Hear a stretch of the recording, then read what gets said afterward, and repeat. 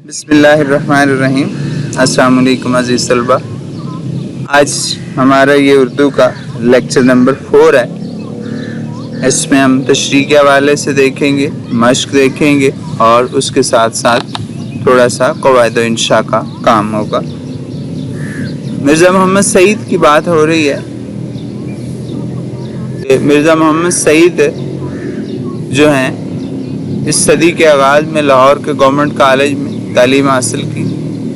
इनके उस्तादों में अल्लामा इकबाल भी, यानी उनसे भी इल्म हासिल करने का मौका मिला। फिर उन्होंने कुछ देर अलीगढ़ में पढ़ाया और उसके बाद गवर्नमेंट कॉलेज में अंग्रेज़ी के प्रोफेसर हुए। उनके शागिर्दों में पितरस और ताज जैसे लोग रहे। यानी पितरस ने उनसे इल्म हासिल किया और बहुत अच्छे अंग्रेज़ी के माहिर थे। इसके अलावा वो रेडियो पाकिस्तान से वाबस्ता हुए। एक वाक़या याद करवाते हैं कि पितरस के सिलसिले में एक दिलचस्प वाक़यात याद आ गए। पितरस ऑलरेडी रेडियो के डायरेक्टर जनरल हो गए, मगर पुराने दोस्तों से राह रस्म में, यानी उनसे ताल्लुकात में ज़रा भी फ़र्क ना आने पाया। मिर्ज़ा साहब को उन्होंने किसी न किसी तरह आमादा यानी तैयार कर लिया कि रेडियो से कभी कभी तकरीर नशर यानी तकरीर करेंगे। 2-1 तकरीरों के बाद मिर्ज़ा साहब ने कॉन्ट्रैक्ट यानी जो मुआहदा हुआ था वापस करने शुरू कर दिए। शुदा बात आहिस्ता आहिस्ता पितरस तक पहुँची। हाजिर होकर वजह दरियाफ्त की, क्यों जी क्या बात है? मिर्ज़ा साहब ने फरमाया, तुम्हें इस्लाह देने के बाद मुझे ये, यानी तुम जब मेरे जो मैं तकरीर करनी होती है उसकी जब इस्लाह बेहतरी कर दो तो मुझे मंजूर नहीं कि तुम्हारे शागिर्द मुझे इस्लाह दें कि वो कहें जी ऐसे करें। तो इस हवाले से पितरस ने बड़ी माजरत की, मगर मिर्ज़ा साहब आइंदा नशर करने के लिए तैयार ना हुए कि मैं अब तकरीर नहीं करूँगा। अगले दिन दफ्तर में क़यामत आ गई। पूरे स्टाफ को जमा करके उन्होंने ब्रॉडकास्टिंग के हुस्न इखलाक यानी उनके अच्छे इखलाक पर एक तवील लेक्चर दी। बात तो खुली गई थी। स्टेशन डायरेक्टर ने तकरीरों के इंचार्ज को बुलाकर कहा कि अगर अपनी खैर चाहते हो तो मिर्ज़ा साहब को मना कर लाओ, वरना तुम्हारी नौकरी गई। इसको मालूम नहीं था कि मिर्ज़ा साहब फितरत के उस्ताद हैं। हस्बे दस्तूर अपनी कार्रवाई दिखाने के लिए उसने उनके मुसव्वदे में, यानी जो उन्होंने लिखा था, उसमें कुछ 2-1 फ़िक्रे निकाल दिए थे। इन फ़िक्रों का निकालना उसकी नौकरी से निकाले जाने का पेश खैमा यानी आगाज़ वजह हो गया। बागा मिर्ज़ा साहब की तरफ, माफ़ी मांगी, हाथ जोड़े। मिर्ज़ा साहब ना माने। बोला, तो हज़रत मेरी नौकरी गई, बाल बच्चे भूखे मरेंगे और आपको दुआएं देंगे। मिर्ज़ा साहब के कान खड़े हो गए, यानी वो परेशान हो गए कि भाई ये तो मामला उल्ट हो गया, ये तो मैं नहीं चाहता। उसने कहा, अगर आप ये नहीं चाहते तो इस कॉन्ट्रैक्ट पर दस्तखत कीजिए। मिर्ज़ा साहब ने, यानी इस पहले से हमें पता चलता है कि मिर्ज़ा साहब किसी का बुरा नहीं चाहते थे, किसी के साथ बुरा सलूक नहीं चाहते थे। अजीज़ तलबा, आगे देखिएगा, ये मुख्तसर खुलासा बयान कर रहा हूँ मैं आपके सामने। ये एक और पैरा आगे, मिर्ज़ा साहब घंटों मुताला, यानी इस पैरे में बताया जा रहा है कि इल्म की तलब कितनी थी उनके अंदर। तो ऐसे लोगों के बारे में पढ़ने का मकसद ये होता है कि हम भी उनकी अच्छी आदत को अपनाएं। मिर्ज़ा साहब घंटों मुताला करते थे। उनके कुतुब खाने में हर इल्म की किताब मौजूद थी। मुलाजमत, दर्स व तदरीस, पढ़ना और पढ़ाना, तदरीस की थी, इसलिए नई नई किताबें पढ़ते रहते थे। फरमाते थे, अगर मैं इतना मुताला ना करूँ तो इन अंग्रेज़ प्रोफेसरों के आगे कैसे ठहर सकता हूँ। उनके पास काफ़ी इल्म है, तो मुझे भी मुताला करके ही मैं उनका मुकाबला जो है वो कर सकता हूँ। पेंशन लेने के बाद भी वाहिद मशगला, यानी उनका शुगल मुताला कुतब था। उनका ये शुगल अब तक जारी था।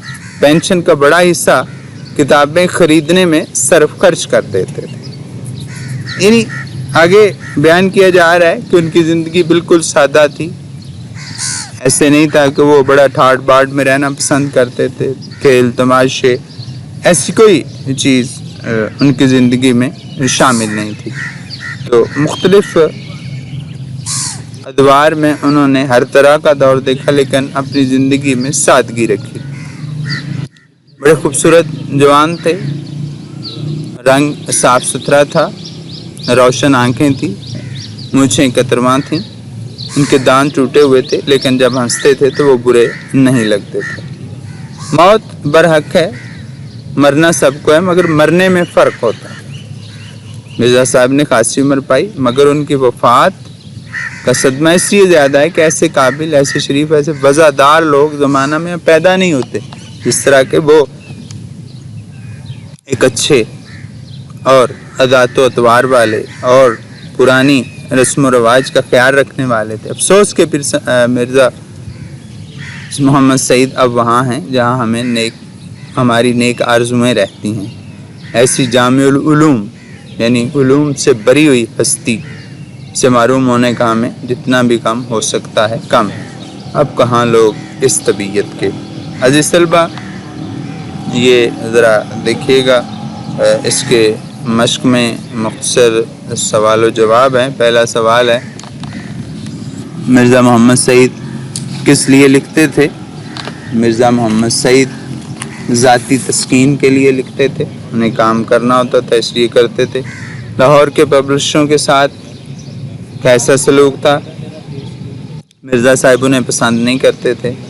مرزا صاحب کی معرکۃ الآراء کتاب کا نام مذہب اور باطنیت، اس کا مقام یہ ہے کہ اگر اردو کی 100 عمدہ کتابیں منتخب کی جائیں تو اس کتاب کو ان میں شامل کرنا ہوگا۔ مرزا صاحب کی کن دو قومی شخصیات سے عزیزداری تھی؟ سر سید اور منشی ذکاء اللہ۔ مرزا صاحب کا سب سے بڑا مشغلہ کتب بینی تھا۔ مرزا صاحب نے کس کالج میں درس و تدریس کے فرائض سر انجام دیے؟ 2 سال علی گڑھ میں پڑھایا، پھر گورنمنٹ کالج لاہور میں انگریزی کے استاد مقرر ہوئے۔ مصنف کے پروگرام دانش کدہ میں شرکت کی درخواست پر مرزا صاحب نے کیا جواب دیا؟ مرزا صاحب نے فرمایا، آدمی شہرت کے لیے کام کرتا ہے یا دولت کے لیے؟ مجھے نہ اس کی ضرورت ہے اور نہ اس کی۔ مرزا سعید کا حلیہ بیان کریں۔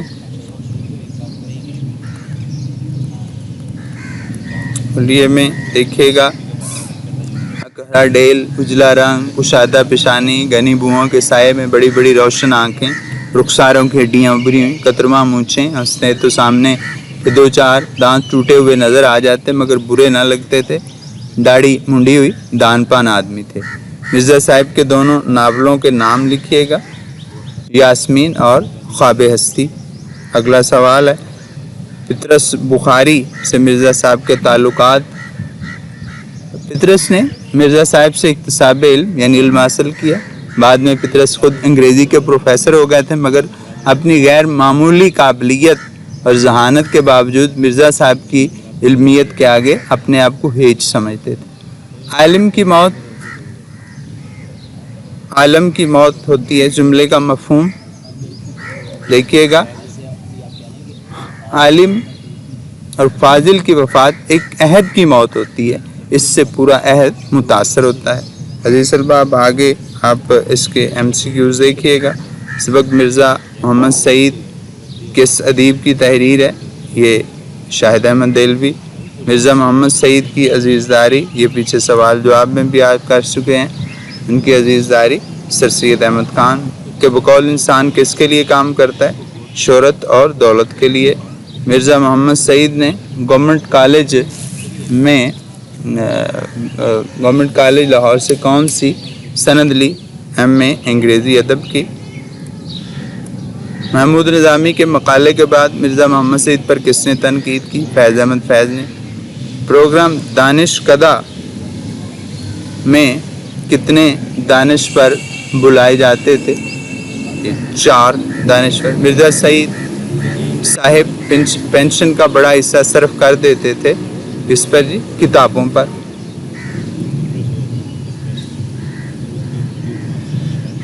تو عزیز طلبہ، اس مشق میں یہی اہم چیزیں تھیں جو آپ کو کروا دی۔ اب آپ اس لیکچر کا دوسرا حصہ دیکھیے گا جس میں یہ ہم تھوڑی بات کریں گے۔ آپ کی قواعد انشاء میں موجود وہ بکس کھولیں सर्फ व नहव पर। सर्फ का मतलब होता है अल्फाज पर बहस करना कि वो वाहिद है, जमा है, मुज़क्कर है, मुअन्नस है। नहव क़वाइद या ग्रामर का वो हिस्सा होता है जिसमें मुरक्कब जुमलों और इबारतों से बहस की जाती है। लफ्ज़ इंसान अपनी ज़ुबान से जो कुछ बोलता है उसे लफ्ज़ कहते हैं, जैसे किताब, कलम, पानी, रोटी। लफ्ज़ की दो किस्में हैं, लफ्ज़ मौजू और लफ्ज़ मुहम्मल। लफ्ज़ मौजू वो लफ्ज़ जिसके कुछ मानी हों, इसे लफ्ज़ मौजू कहते हैं, मसलन मेज़, खाना। लफ्ज़ मुहम्मल वो लफ्ज़ जिसके कुछ मानी ना हो, जैसे बोटी, वाना। लफ्ज़ मौजू की दो किस्में हैं, कलमा और कलाम। कलमा अकेले बामानी लफ्ज़ को जो है वो कलमा कहा जाता है, जैसे मस्जिद, घर, आया। कलाम दो या दो से ज़्यादा बामानी लफ्ज़ों के मजमूए को कलाम कहा जाता है, जैसे नेक लड़का, ताहिर नेक है। कलमा की किस्में इस्म, फेल, हर्फ। इस्म वो कलमा जो किसी शख्स, जगह या चीज़ का नाम हो उसे कलमा कहते हैं, जैसे महमूद, लाहौर, पंखा वगैरह। फेल वो कलमा जिसमें किसी काम का करना या होना मालूम हो, जैसे आना, जाना, जाता वगैरह। हर्फ वो अकेला कलमा जो कुछ मानी न दे लेकिन दूसरे कलमात के साथ मिलकर मानी दे, इनका ताल्लुक पैदा करे, जैसे और, से वगैरह। अजीज तलबा, ये आज का लेक्चर आपका